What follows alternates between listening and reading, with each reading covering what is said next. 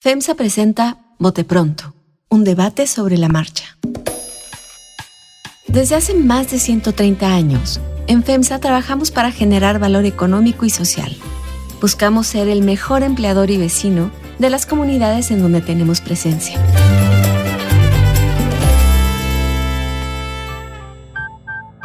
¿Qué tal? ¿Cómo están? Bienvenidos este martes, muy interesante y especial martes a Bote Pronto. Hoy no nos acompaña María Scherer, le mandamos un abrazo desde aquí, que todo siga mejor. Tenemos aquí a Carlos Heredia. Carlos, ¿cómo estás? Hola Carlos Puch, hola Salvador Camarena y a toda la audiencia. A ver, y tenemos a Salvador Camarena, como siempre, con algo especial, y por eso voy a hacer que Salvador empiece. Salvador estaba el fin de semana en Guadalajara, él de allá él va mucho a Guadalajara, y a él le tocó el domingo del terror en Guadalajara. No solo eso, se iba a regresar el domingo, y ya no, porque pues su línea aérea le dijo, no, espérame, vamos a ver qué onda, y se regresa hasta mañana de Guadalajara. Pero eso me da la oportunidad, Salvador, de saludarte y preguntarte, que nos contaras un poco, sí, el domingo puede ser, pero sobre todo el lunes, nos mandaste algunas fotos de cómo el lunes se veía, pero que nos cuentes un poco cómo se vivió ahí en Guadalajara, en Jalisco, a una hora de donde atraparon a Nemesio Ceguera, el Mencho, y todo pues, ¿cómo le llamamos, Carlos?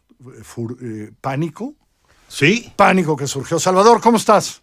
Gracias, Carlos, y saludos, Carlos Heredia, también.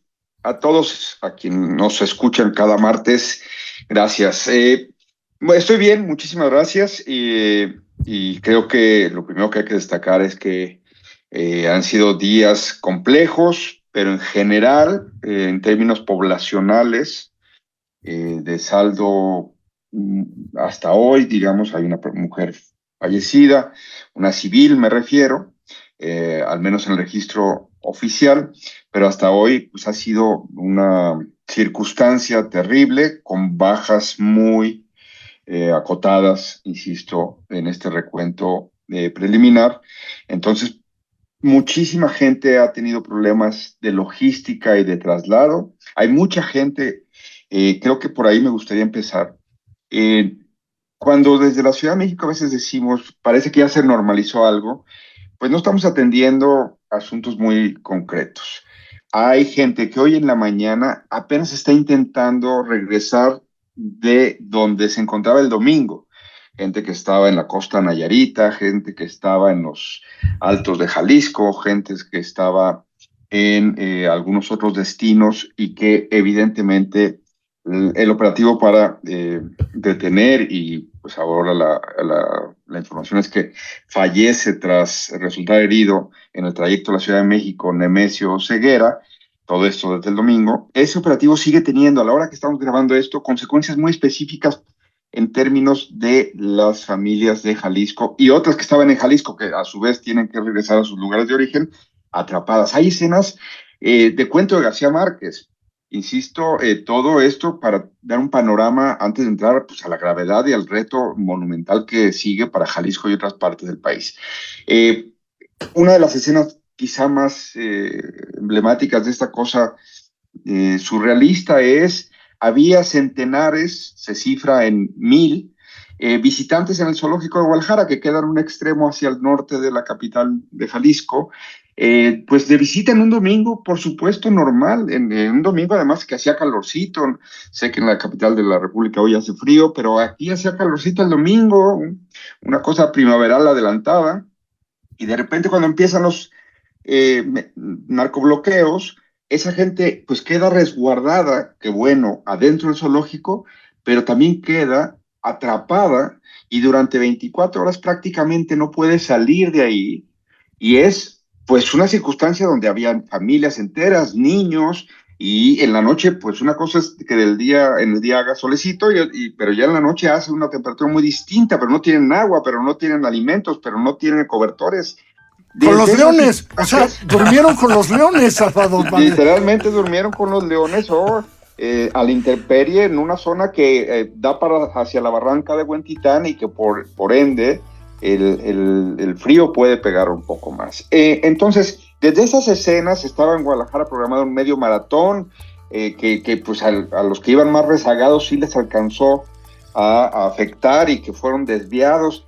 Hay muchas, múltiples historias, y hay unas que son anecdóticas, quizá las que acabo de mencionar, pero las historias que todavía no conocemos son en donde no tenemos noticia, poblaciones en donde este grupo criminal ha tenido un dominio y ha impuesto un silencio. Entonces creo que antes de brincar automáticamente a la normalidad que se supone que ya estaríamos viviendo, que ya estaríamos arribando, todavía tenemos que hacer un recuento de qué pasó en muchas ciudades y pueblos en donde el dominio de este cártel iba más allá de las actividades ilícitas o de los giros negros, donde precisamente, como vimos en Tequila hace cosa de un mes, las autoridades no se pueden entender ajenas al fenómeno delincuencial de este grupo que ha impuesto en los últimos 15 años un predominio. Pues creo que los eventos de los narcobloqueos, que solo en Jalisco fueron alrededor de un centenar, y que todavía anoche, al lunes en la noche, en la región de Autlán, hacia la costa de Jalisco, había otros esporádicos, aislados, pero todavía había algunos focos ahí, es todavía muy pronto para decir que lo peor ya pasó, porque independientemente de que todavía se tiene que hacer una serie de, digamos, desde pesquisas, de diligencias, de lo que sí ocurrió en Tapalpa, en donde Nemesio Ceguera, alias El Mencho, fue pues detenido, se supone que herido, y digo se supone porque tenemos muy poca información. Tenemos la versión oficial, pero pues todavía no tenemos ningún tipo de dictamen forense, al menos público, y en su traslado a la Ciudad de México habría fallecido. Y luego tenemos también la reacción de este cártel, que además de quemar, mató a 28 elementos de las Fuerzas Armadas, 25 de la Guardia Nacional y 3 soldados. Es una respuesta que ya nos alcanza a decir algo con respecto a la capacidad de fuego que tiene ese grupo. Es un número que no habíamos visto en este país. En los tiempos de Felipe Calderón vimos muchas veces, por desgracia, que asesinaban a policías federales. Bueno, aquí tenemos una nueva realidad que también hay que ir acomodando y analizando aparte. La reacción de ese día, posiblemente o terriblemente, podría ser un prólogo de otro tipo de reacciones también, de megaestructura que alcanzó a 20 estados, como todos ustedes vieron, y que definitivamente eso no fue una llamarada, o no podemos dar por sentado que eso fue una llamarada de unas horas, de 48 horas. La normalidad regresará de alguna manera, sí. Hoy en las calles de Guadalajara, ayer fue un día típico de pandemia, les diría así, para reseñarlo muy rápidamente. Ayer cuando salí a las 7 de la mañana a ver esta ciudad, y que hice tránsitos más o menos que conozco muy bien, entonces así podría comparar, o sea, no fui a zonas que desconozco o que tenía 10 años, 15 años de no acudir, sino a los lugares y a las rutas que suelo tener cuando estoy por acá. El contraste es mucho más allá de pandemia, porque incluso en la pandemia en Jalisco hubo un relajamiento de las normas que no vimos en la Ciudad de México. La primera vez que yo vine a la pandemia, acoto muy rápidamente, yo me sorprendí de cuánta gente había en la calle. En cambio, en México era mucho más severa el confinamiento. Ayer sí era una cosa sin precedentes, inédito. Incluso, Carlos, pues tú recordarás, cuando estábamos en la W, alguna vez ya me había pasado aquí que había un narcobloqueo y entramos al aire en el espacio que tú tenías. Entonces tampoco era nuevo que aquí hubiera esos fenómenos, pero lo que vimos a partir del domingo de inmediato se notó distinto.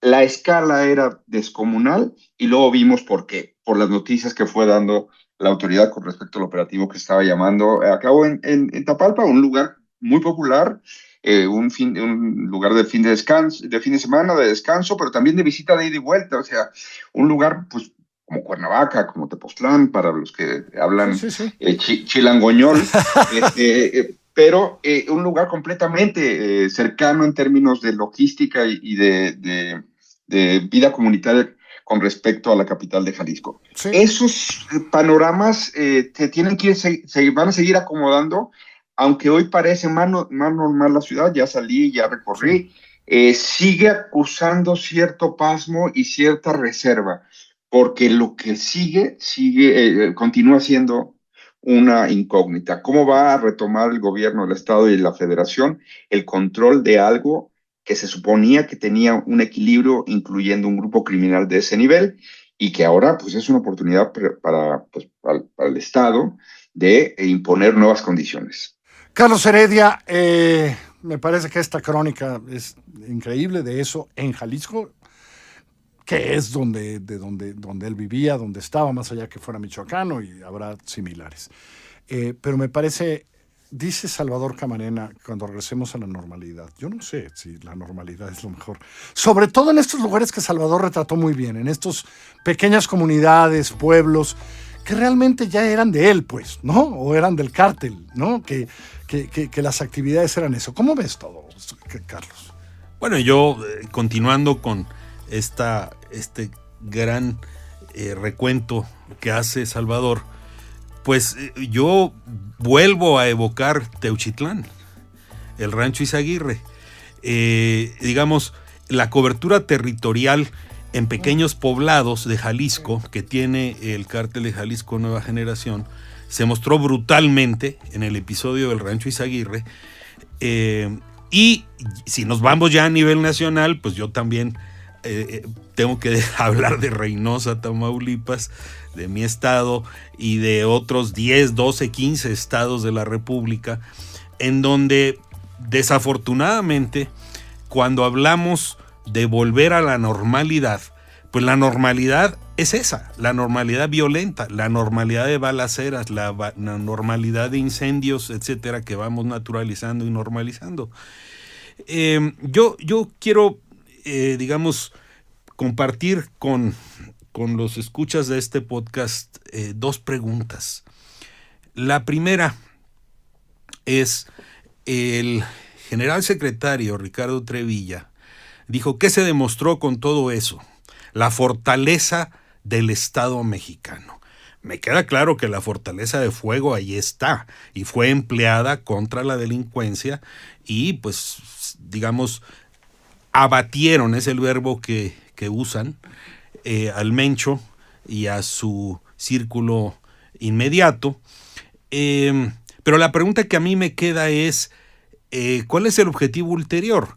Y si nos vamos a centrar simplemente en un balance militar, pues nos vamos a quedar muy cortos, porque a final de cuentas la estrategia de seguridad tiene como objetivo prioritario brindar protección a la población y garantizarle a la población que pueda vivir con tranquilidad y en paz.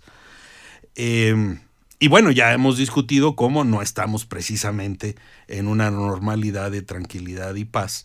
Y la segunda pregunta que yo me rodea por todas partes es que, digamos, después de cada aprehensión estrella en cada sexenio desde Vicente Fox, el operativo es saludado como un gran éxito, pero ya sabemos cuáles son las consecuencias de la disputa interna que se arma en los carteles que empiezan a desmembrar, de la multiplicación de los, ahora les llaman generadores de violencia, es decir, agarran a los Beltrán Leiva y se multiplican los grupos que forman incluso sus otros grupos adicionales, etcétera. Y el ejemplo más dramático es Sinaloa. Es decir, los cabecillas de Sinaloa están en Estados Unidos bajo custodia de Washington, pero la guerra en Sinaloa ha sido absolutamente brutal durante ya casi año y medio.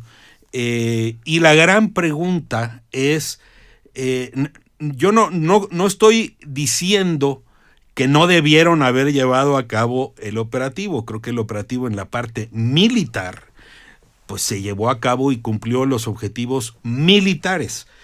Pero ¿cuáles son los objetivos de seguridad para la población civil en el conjunto de estados de la República, que cuando escuchan a la presidenta de la República dar el diagnóstico, el país está en calma.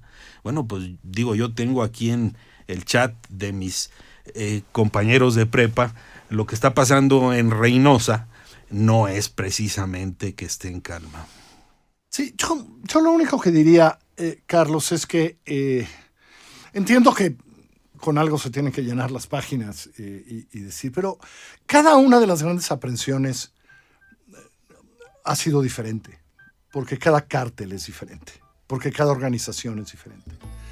Yo creo que no tenemos absolutamente ninguna idea, ni los grandes expertos la tienen, de saber qué va a pasar después de esto, porque era una organización nacida de las últimas aprehensiones grandotas, ¿no? Y de sus propias broncas, pero que ciertamente, por lo que sabemos de ella, funcionaba en manera muy diferente, ¿no? Era más un arrendador de violencia que un arrendador de otras cosas, ¿no? Cada uno es diferente, como lo de Sinaloa es diferente a lo que pasó después de los Beltrán y después de los de Caro, porque cada organización funciona diferente.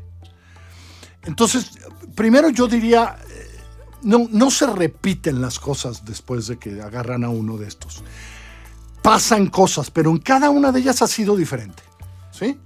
Tanto que yo creo que y por eso regreso a lo que dijo Camarena, el problema hoy de lo que pueda pasar es que como nadie, como nunca había sucedido, esta organización arrendaba, concesionaba su nombre para un tipo de actividad criminal que, habiendo nacido con el narcotráfico, ya no tenía que ver con el narcotráfico, o sus mayores logros no eran los del narcotráfico, digamos, sino era el aguacate y el limón y en parte el huachicol peleado con otros porque todo el mundo agarraba, etcétera, etcétera, etcétera, etcétera. Y claro, seguían haciendo lo de la droga, pero era diferente. Entonces yo no me atrevería a saber qué va a pasar después, porque en su extensión, en su tal, sí, por supuesto, con violencia, con extorsión, pero ninguno de los anteriores tenía tanto territorio como este. Y el territorio funcionaba por lo que hacían en el terreno. A mí me preocupa más eso, el terreno de estas comunidades que prácticamente vivían en él. Hay un plan. Yo creo que es un plan que ellos saben que va a tardar mucho. Sí está claro que todas las policías estatales desde hace un año están siendo cambiadas y tomadas por el ejército o por García Harfuch. No alcanza a poner un nuevo general para las policías estatales, no alcanza todavía. No alcanza la Guardia Nacional para eso. Pero creo que ellos están conscientes que el problema es mucho más grave y va a ser mucho más lento, pero no sabemos qué va a pasar todavía, ¿no? A ver, yo no hablé tanto del futuro, yo hablé de lo que observamos sí. después de las aprehensiones, y no tanto centrándome en cómo van a mutar las organizaciones criminales, sino en la incapacidad del Estado en sus 3 niveles para garantizar la paz y la tranquilidad a la población civil. Eso solo puede suceder. Bueno, hoy digamos que las cosas están mucho más tranquilas que el domingo y que el lunes, y seguramente todo el mundo está pensando, las organizaciones criminales locales están pensando cómo le vamos a hacer y qué vamos a hacer, y la violencia seguirá como seguía el viernes, sin duda. Ahí está. Sí, claro, pero porque y el pie de página, como acaba de ocurrir lo de Tequila, yo sospecho que la situación que se develó en Tequila no es excepcional. No, pero de eso ya lo sabemos. Por eso la preocupación son todos estos municipios. Eso. Bueno, pero eso va a ser larguísimo porque eso lo llevamos construyendo 30 años. Por eso hubo Michoacanazo. Por eso hubo intervención. Será larguísimo. Etcétera, ¿no? Sí. Salvador.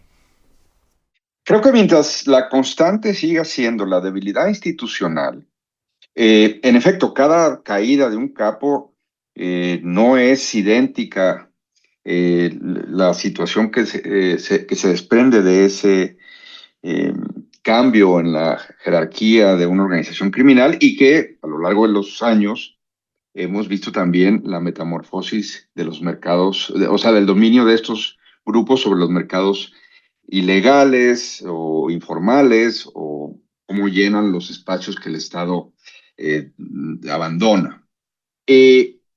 Creo que se está instalando, además de la discusión sobre cómo volvemos a una normalidad y a cuál normalidad, otra serie de discusiones que creo que no son necesariamente pertinentes. Y digo solo una. Eh, el- Esta mañana le preguntaron a la presidenta Sheinbaum qué va a pasar. Guadalajara es una sede mundialista. Por supuesto, aquí se han jugado ya las otras dos Copas del Mundo, 70 y 86. Y bueno, aquí si algo saben, además de hacer birria, es ser aficionados al fútbol. Eh, en 30 días hay programados juegos de la eliminatoria de los comodines, de los lugares que faltan ponerle nombre y apellido de los que van a estar en la Copa del Mundo. No es que sea imposible que ocurra. De hecho, lo único lógico es que ocurran esos juegos, porque lo que venía pasando hace 30 días o hace 3 meses o hace 3 años era precisamente eso, la convivencia con una situación de anormalidad en una lógica de aquí no pasa nada, cuando todo el mundo hablaba en susurros, cuando no es sorpresa en este estado en dónde ocurrieron los hechos ese domingo. Tan no es sorpresa que todo el mundo hoy ya está registrando en la prensa que allá había un señalamiento de una agencia del gobierno estadounidense de que los negocios del cártel tenían intereses en ese condominio específico de este centro, insisto, recreativo, vacacional, un pueblo hermoso como Iztapalpa. Entonces, si discutimos hoy, oye, ¿va a haber mundial o no va a haber mundial en junio? Absurdo. ¿O va a haber eliminatoria? Es absurdo. Pensémonos dónde vamos a estar en un par de años. Yo no veo apertura del gobierno del Estado y tampoco de la Federación para discutir, oigan, ¿cómo hacemos que pase lo que pase en el cártel, ocurran paralelas dos cosas?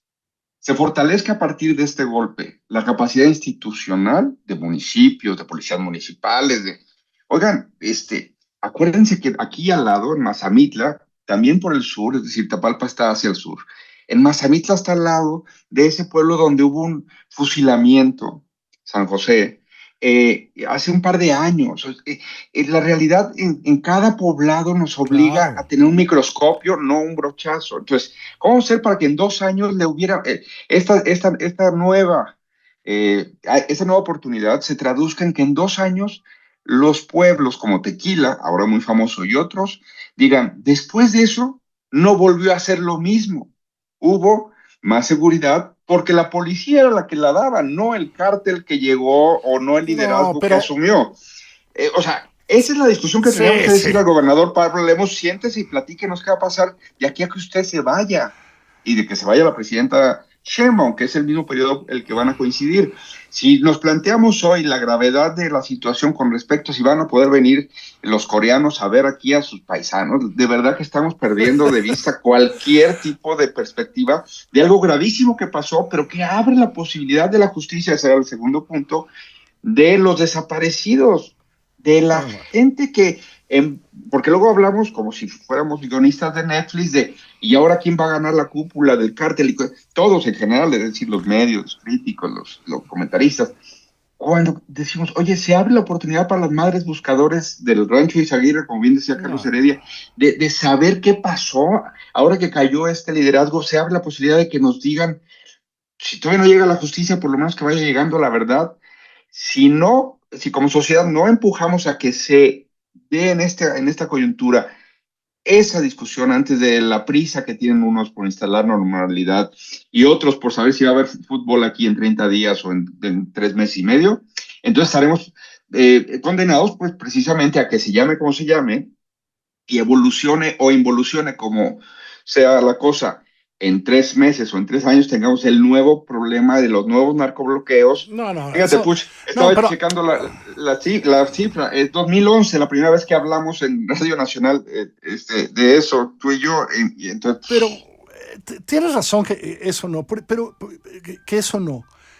Yo apuntaría, porque además quiero escribir algo en esta semana de eso, que algo que podrían solucionar ya es la reforma electoral. Y solo diré por una cosa. Muchos de estos presidentes municipales llegan por organizaciones electorales locales que ya están bastante deterioradas y que ahora quieren deteriorar más. Y que han abierto la puerta para que pues en Tequila llega quien yo digo, y en Veracruz y en Minatitlán llega quien yo digo, y en tal parte, en tal municipio. Entonces, no es un buen momento para que en el 27, en la mitad de este país donde va a haber presidentes municipales, lleguen quien digan los que se han apropiado del territorio. Sean locales que le rentaban el nombre al Mencho para decir, ay, también somos Cártel Jalisco Nueva Generación. No, hombre, aquí están muy lejos de Jalisco, pero le rentaban el nombre para crear miedo. Bueno, yo diría, ese sería un primer paso. ¿Cómo fortalecemos la vigilancia de dónde llega el dinero, quiénes son los candidatos, cómo se vota, etcétera, etcétera, y no debilitarlo como podría ser la reforma electoral que mañana presentará el presidente, la presidenta? O sea, ¿no confías en Jorge, el niño verde? Ayer se peleó con la presidenta, por eso hoy no hubo. Por eso hoy no hubo reforma. ¿Y quién sabe si mañana, Él se peleó con la presidenta porque le exigió precisamente que haya filtros en donde no puedan llegar criminales o aquellos que les interesan. No, es sarcasmo, obviamente, pero no, tienes todo un punto. Claro, a ver, si debilitamos nuestro aparato electoral, van a llegar más. Claro. De estos. Claro. Está clarísimo. Y así está cantado. Porque así llegaron. Sí. Llegaban porque la verdad, ni desde la federación, ni con los soples locales se hacían investigaciones, ni en las fiscalías se hacían investigaciones serias sobre quién es este candidato que van a poner, de dónde sacó dinero para hacer campaña en Tequila nombro Tequila porque es el más reciente, pero ¿cuántos presidentes municipales de esos no tenemos, no? Bueno, pues a lo mejor dices, ¿qué tal si refuerzo un poco eso? En vez de ahorita cambiarlo todo. Eso empezaría a cambiar cosas serias en vez de estar preocupados por el Mundial, porque solo quiero terminar con esto porque vamos largos. He tenido información de lo que ya estaban preparando en términos de seguridad porque nuestra normalidad es violenta. No, hombre. En Guadalajara peor que en México, en Ciudad de México además, A los estadios no se puede uno acercar durante el Mundial si no está certificado por tal, por cual. Es decir, eso ya estaba contemplado. Así que tranquilos, van a tener Mundial. Con todo y coreanos, como dice. Ay, ese problema de irle al Atlas. Ni modos. Gracias, Salvador. Cuídense mucho. Gracias, Carlos. Un abrazo hasta Guadalajara, Sal. Gracias. Nos escuchamos Gracias. la próxima semana. Que les vaya muy bien. Estamos en asícomosuena.mx, en Apple Podcast, en Spotify. Que les vaya muy bien. FEMSA presentó Vote Pronto, un debate sobre la marcha. Visítenos en FEMSA.com y en fundacionfemsa.org.